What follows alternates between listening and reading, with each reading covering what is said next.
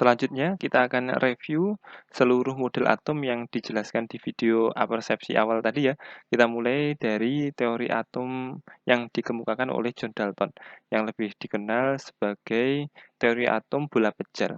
Bentuknya seperti bola padat seperti ini ya. Dalton menggambarkan bahwa atom itu sebagai bola pejal yang tidak dapat dibagi lagi. Kata atom ini berasal dari bahasa Yunani, yaitu atomos. A itu tidak, tomos itu dibagi. Artinya atomos tidak dapat dibagi-bagi. Dalton juga berpendapat bahwa atom-atom dapat bergabung membentuk senyawa. Sebagai contoh, misalkan senyawa H2O. Ini terdiri dari atom hidrogen dan atom oksigen dengan perbandingan bulat dan sederhana. Maksudnya adalah H2O terdiri dari hidrogen jumlahnya 2 dan oksigen jumlahnya 1.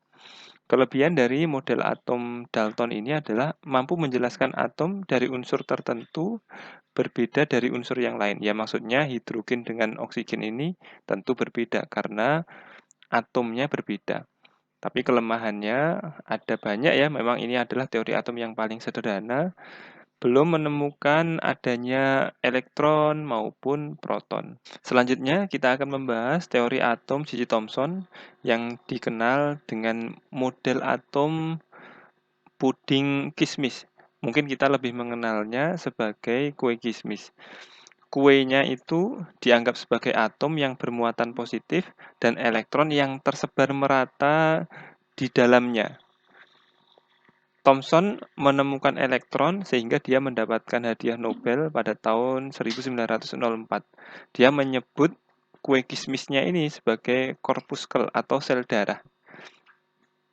Kelebihan dari teori atom J.J. Thomson yaitu sekali lagi mampu menemukan elektron sebagai komponen yang lebih kecil dari atom, sebagai komponen penyusun atom itu. Tapi kelemahannya belum menemukan muatan positif atau inti atom dari suatu atom ya. Inti atom itu kan muatannya positif, itu belum ditemukan, hanya menemukan elektron. Kemudian bagaimana pergerakan elektron di dalam atom juga belum bisa dijelaskan. Selanjutnya model atom Ernest Rutherford. Kita bisa melihat dari tahunnya ya. Dari dimulainya teori atom Dalton yaitu bola pejal sampai ke J.J. Thomson ini bukan 99 tapi 100 tahun lebih ya, 101 tahun. Kemudian dari J. Thomson ke Rutherford ini selisih 7 tahun. Rutherford ini melakukan percobaan menggunakan lempeng emas, nanti akan kita jelaskan juga, untuk memperbaiki teori atom yang dikemukakan oleh J. Thomson. Dari percobaan itu, Rutherford menyimpulkan bahwa dalam atom itu ada inti yang bermuatan positif. Dan elektron ini bergerak mengelilingi inti seperti lintasan yang digambarkan. Mungkin di video yang apersepsi saya salah menyebutkan ya. Ini adalah model nuklir. Sedangkan model yang planet-planet itu berdasarkan teori Niels Bohr. Kelebihan dari teori atom Rutherford yaitu sudah bisa menemukan muatan inti ya, yaitu muatan positif, serta pergerakan elektron. Meskipun menurut Rutherford, elektron ini dalam pergerakannya kan akan memancarkan energi, karena bergerak itu kan memiliki kecepatan ya. Ketika memiliki kecepatan berarti harus memiliki energi. Sehingga energinya lama-kelamaan akan habis dan elektron akan jatuh ke inti. Itu artinya elektron nanti akan musnah gitu ya. Padahal di alam semesta, atom itu bersifat stabil. Selanjutnya, kita akan membahas teori atom Niels Bohr. Ini selisihnya cuma 2 tahun ya. Ini memang memodifikasi dari teori atom Rutherford, Niels Bohr ini. Jika bentuknya seperti model nuklir, sekarang bentuknya seperti lintasan planet-planet, di mana inti atom ini sebagai pusat tata suryanya ya, atau sebagai mataharinya, sedangkan elektron ini mengitari inti dalam lintasan atau orbit tertentu. Lintasan ini juga menunjukkan level energi dari elektron itu. Ketika bergerak mengitari matahari atau mengitari inti, planet atau elektron ini tidak memancarkan ataupun menyerap energi.